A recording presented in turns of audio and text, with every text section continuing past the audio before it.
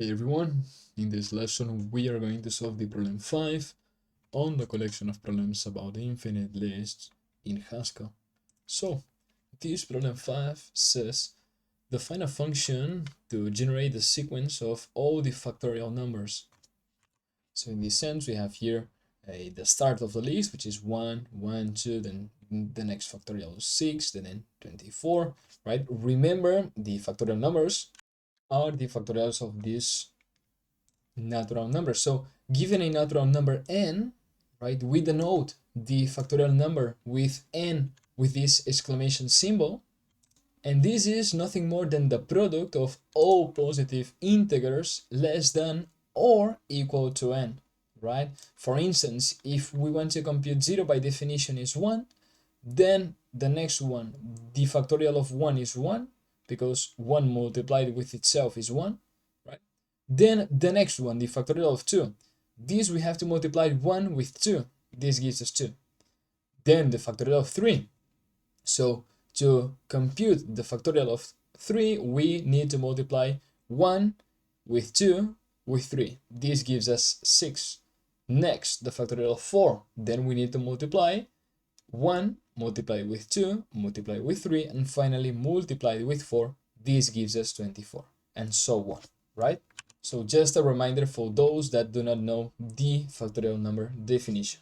So in this problem 5, this problem is all about this. We need to generate the infinite list. Since we are on the section of infinite lists in Haskell, we need to generate this infinite list of all the factorial numbers. So if we take, for instance, here we have a series of examples. If we take the 6 first elements of the function factorials, as we know, this function is a function that returns a list of integers. Keep in mind that here we have the type header definition.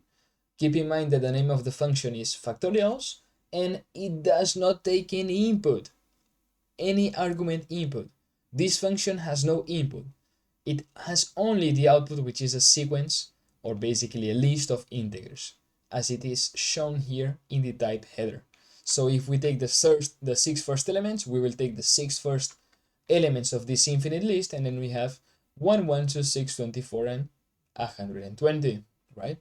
Next, if we take, for instance, the 4 first elements, we have 1, 1, 2, and 6, right? So here is basically a table shown with the 9 first elements, right? From 0 to 8, and their value in the factorial. You can verify that if you multiply 1 with 2, with 3, with 4, with 5, with 6, with 7, and with 8, you will have this result, okay? So how can we do this? Well, let's start the resolution of this problem. The first step is to open the terminal in our operating system. Whether we are in Linux, Mac, or Windows, this is the same. Now we move to a directory where we will save this Haskell file. So we have created a folder with the name of problem 5 in documents. So as we see, this folder is empty. Let's just create now a file. We save this file inside this folder. This is key, since we are going to open the Haskell interpreter in this folder. So we just go problem 5, and here let's just name this file as factorials.hs. So here you can choose any name. We've chosen factorials because it is the name of the function. However, you can here set problem 5 or problem as you wish. What's important is to indicate this is a Haskell file with the extension hs. If you write hs as the extension, then you indicate that this is indeed a Haskell file. So now we are in the code. We are using Kate editor. You can use any editor that you are used to. The first step on defining the function is defining its type header declaration. And this type header is already given in the problem statement, right? So we know that the name of the function is factorials, and this is a function that basically returns a list of integers. So let's just copy this. We know that the name of the function is factorials, and this function returns a list of integers, like so. Now with this, we are ready to start implement this function, right? Now, to implement this function, we will need to use two predefined functions in Haskell, okay? we will use the function iterate. This is a function that has been repeatedly taking place over this course, right? We have used it a lot. Remember that this function is a predefined higher order function in Haskell that basically receives a function and an element and basically returns the infinite list of having the first element, which is the element that we pass, and then we go applying this function f to get the next element, right? So we multiply 1 with 2, this gives us 2, the same for 4, 8, and so on. The next function is the function scan from the left, okay? With scanl directive, this function receives a function as a argument, a element, and also list. So this is also a higher order function. It is a predefined higher order function. And what this does is it returns the list with the first element, the element that we pass, in this case 64. And then to get the next one, we apply the function to each element. So we now divide 64 with 4, this gives us 16. Then we divide 16 with 2, this gives us 8. And finally we divide 8 by 4, this gives us 2, right? So why is this function useful in here? Well, keep in mind that if we do this, if we apply the scanl with the multiplication function starting from the element 1, on the list 1, 2, 3, 4, 5, 6, 7, 8, and so on. So basically a list, an infinite list of this sequence. What list we will get? Well, we will get the list first element with 1, which is the element that we pass. Then the second element, we need to multiply 1 with 1. This gives us 1 indeed. Then we need to multiply 1 with 2. This gives us 2. Then we multiply to get the next number, 2 multiplied with 3. This gives us 6, right? Then we multiply to get the next number, 6 with 4. This gives us 24, and so on. So what does this list look like? Well, this list is precisely the list of the factorial numbers, okay? If we continue applying this, we need to multiply now 24 with 5. This gives us 120, and then we multiply 120 with 6, right? This gives us 720. So as we see, we have here the factorial sequence, okay? Or basically the factorial numbers, right? Now, we can, as we see, implement this function factorials with the scanl function, no? With this operation for multiplying, starting from the element 1. And we also need this list. This is an infinite list of all natural numbers starting from 1. Now, to do this list and to generate this list, this is where we need the iterate function. Okay? This iterate function allows us to generate this list. The only way to generate an infinite list is with these infinite functions, okay, that generate those. So we cannot apply this notation in Haskell. Instead, we need to use iterate plus 1 starting from 1. So basically this returns precisely this list, okay? This notation, we have this list because we start with 1, then to get the next element we sum 1, so we get 2, then we sum 1, we get 3, and so on. Okay, so how can we implement this function factorial? Well, what we will return is, we will apply the scanl function with the multiplication function starting from the element 1, right, which is the first element in the factorial sequence.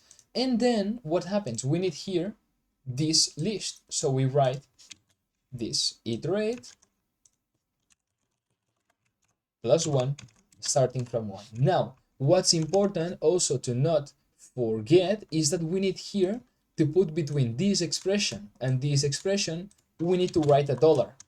Why do we need a dollar here? Well, remember that in Haskell, the dollar symbol basically establishes that the priority of this expression is greater than this one. So Haskell will first build the list, okay, which is this one, and then apply the scanl on this list, okay? If we erase this dollar, this means that we will try to apply a scanl, okay, this function of scanning, into a list that is not built yet. So this would give us an error. So we can, as we see, avoid this with the dollar. So either you write a dollar, and another option is also writing parentheses between this expression. Okay, so we will use the dollar since it is a symbol that establishes priority in Haskell. Okay, this is more elegant and more high definition. So with this, we see that we will first build this infinite list. Once we have built this list, we will apply this function of scanning with those arguments.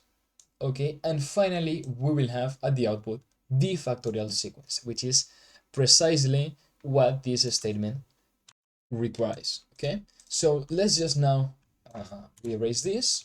We will leave this, okay, since you can download this code, so we will just leave this as comments in here. Okay, and we will erase this now, and let's verify that this is working. So let's just open the Haskell interpreter. We go to the terminal and we just write GHCI. With this, we can open the interpreter, right? We can check that this is open. As we see, we can evaluate if 2 is even. This shall return true, right? This returns true. We can also perform operations. 3 plus 9 is 12, and so on. Okay. So now, how can we check if this function is working? Well, we need to load this file. Okay.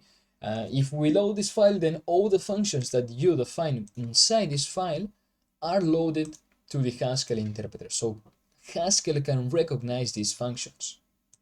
So we can load this with 2 points load, and then we write the name of the file. In this case, the name of the file is factorials.hs. So we just press enter.